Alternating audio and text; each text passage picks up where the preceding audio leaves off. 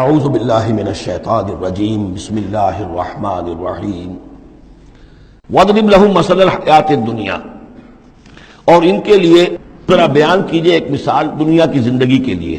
کَمَاءٍ أَنزَلْنَاهُ مِنَ السَّمَاءِ، جیسے پانی کہ ہم نے اتارا آسمان سے. فَاخْتَلَطَ بِهِ نَبَاتُ الْأَرْضِ، اس کے ساتھ رل مل کر زمین کا جو سبزہ ہے وہ نکل آیا.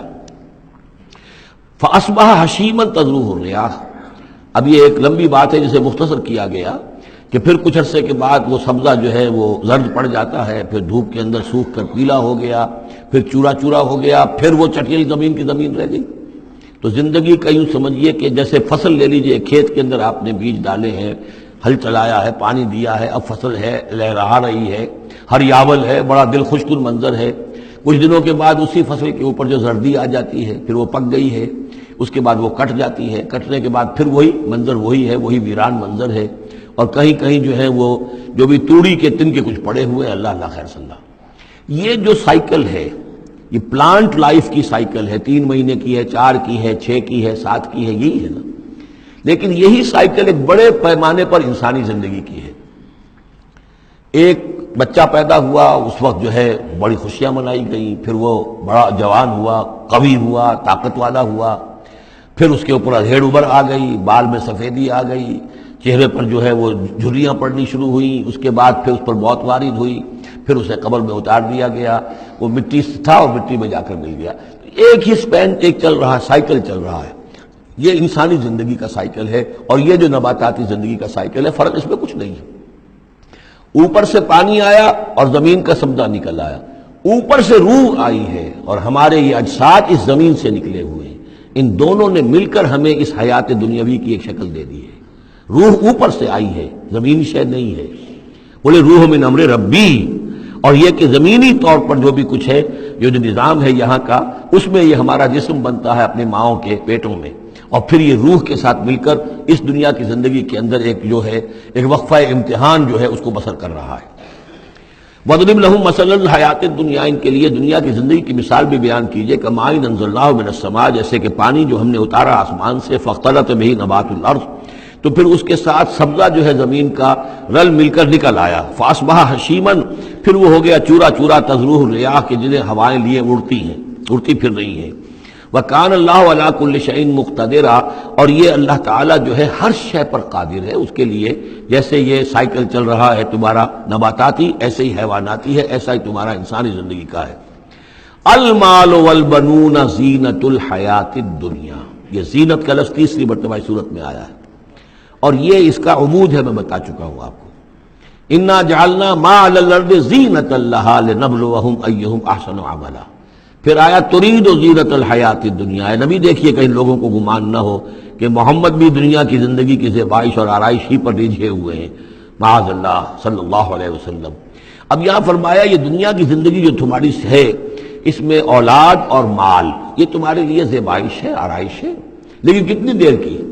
صرف اس زندگی کا معاملہ ہے. اسی کے لیے یہ ساز و سامان ہے جو برت لوگے. یہ رشتے جو ہیں یہ بھی یہاں ہی کے لیے ہیں. آخر میں تو ظاہر بات ہے کہ پھر جو ہے تمہیں اکیلے جا کر پیش ہونا اللہ کی عدالت میں. نہ کوئی باپ تمہارا ساتھ دے گا، نہ کوئی بیوی ساتھ دے گی، نہ کوئی بیٹا ساتھ دے گا. کلہم آتی ہے یوم القیامت فردا. اگلی سورہ جو ہے سورہ مریم، اس کے اندر یہ بات آ رہی ہے. اکیلے جو ہے پھر وہ اپنا پورا محاسبہ جو ہے اس کو فیس کرنا ہے. المال والبنون زینت الحیات الدنیا، مال اور بیٹے یہ دنیا کی زندگی کی رونق ہے. والباقیات الصالحات، باقی رہنے والی تو نیکیاں ہیں. نیکی کوئی کمائی ہے اس 30 سال میں، 40 سال میں، 50 سال میں، تو ان کے لیے بقا ہے. مال کے لیے کوئی بقا نہیں ہے. الباقیات الصالحات خیر عند ربک ثواب و خیر عملا، وہ یقیناً بہتر ہیں تیرے رب کے نزدیک ثواب کے اعتبار سے، بدلے کے اعتبار سے بھی، اور توقع اور امید کے اعتبار سے. امید اگر کوئی لگانی ہے تو یہ مال اسباب سے نہ لگاؤ. امید اگر لگانی ہے تو اولاد سے نہ لگاؤ. امید لگانی ہے تو کوئی نیکی اگر ہے اور آخرت میں اس کا اجر و ثواب کی توقع ہے تو تمہارے لیے سہارا جو ہے اصل بننا چاہیے وہ. وَيَوْمَ نُسَيِّرُ الْجِبَالَ، اب یہ قیامت کا نقشہ کھینچا جا رہا ہے. اور جس دن کہ ہم چلائیں گے پہاڑوں کو. وَتَرَى الْأَرْضَ بَارِزَةً، اور تم دیکھو گے کہ زمین بالکل ننگی ہو گئی ہے. کوئی اونچائی نہیں رہی، کوئی نیچائی نہیں رہی، کوئی اونچ نہیں، کوئی ٹیڑھ نہیں، کچھ نہیں، سیدھی چٹیل. پہاڑ چل جائیں گے تو آئی بات ہے کہ یہ اونچائیاں ختم ہو جائیں گی. وحشرناہم، اور ہم ان سب کو جمع کریں گے.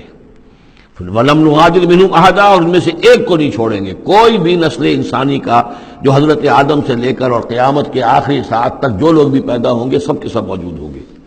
وَعُرِضُوا عَلَىٰ رَبِّكَ صَفًّا، وہ پیش کیے جائیں گے اپنے رب کے سامنے صفیں باندھے ہوئے.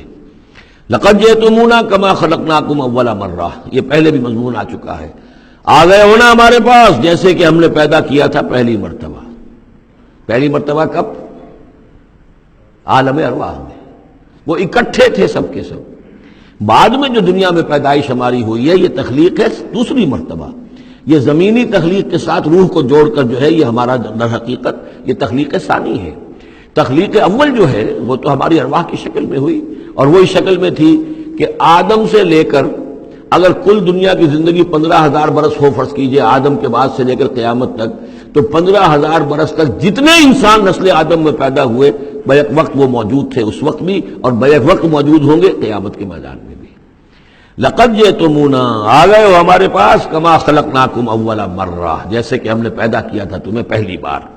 بل زعمتم ان لن نجعل لکم موعدا، اس وقت ہم نے تم سے قول و قرار لیا تھا الست بربکم قالوا بلا، لیکن اس دنیا کی زندگی میں تمہیں یہ گمان ہو گیا تھا کہ تمہارے لیے ہم کوئی وقت وعدے کا وقت مقرر نہیں کریں گے، یعنی ملاقات نہیں ہوگی. تم بھول گئے تھے اس ملاقات کو، جی چرا رہے تھے ہم سے ملنے سے. الذین لا یرجون لقاءنا، جو ہم سے ملاقات کی امیدوار ہی نہیں ہے، اس خیال ہی کو ذہنوں سے دور رکھتے تھے کہ کبھی اللہ کے حضور میں حاضری ہے.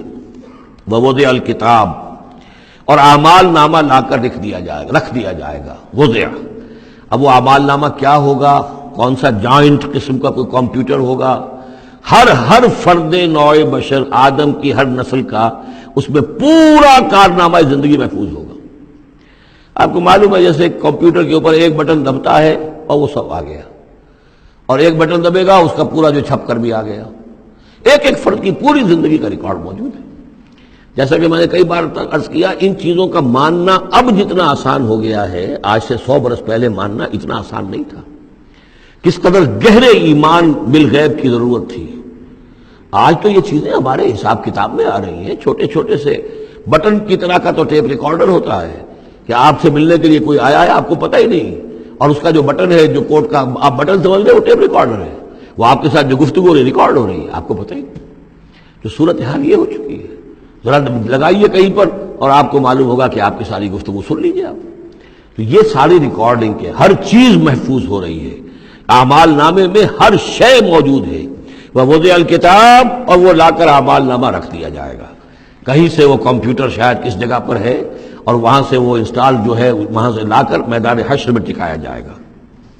ووضع الکتاب فتر المجرمین مشفقین مما فیہ، تم دیکھو گے اب مجرموں کو ڈر رہے ہوں گے، کانپ رہے ہوں گے کہ اس میں کیا کچھ ہے. ویقولون، اور وہ کہتے ہوں گے یا ویلتنا، ہائے ہماری شامت، ما لہذا الکتاب، یہ کیسا اعمال نامہ ہے، لا یغادر صغیرۃ ولا کبیرۃ، اس نے تو کسی چھوٹی سی چھوٹی بات کو نہیں چھوڑا، نہ کسی بڑی بات کو چھوڑا، الا احصاھا، مگر یہ کہ اس کو محفوظ رکھا ہوا ہے. اس نے تو مائنیوٹس ڈیٹیلز کو بھی اومٹ نہیں کیا ہے. کیسا ہی اعمال نامہ. ما لہذا الکتاب لا یغادر صغیرۃ ولا کبیرۃ الا احصاھا ووجدوا ما عملوا حاضرا، ما عملوا، اور وہ پائیں گے جو بھی عمل انہوں نے کیا ہوگا اسے موجود. ولا یظلم ربک احدا، تیرا رب کسی پر ظلم نہیں کرے گا. یہ تمہارے اپنے اعمال ہیں. صدق اللہ العظیم.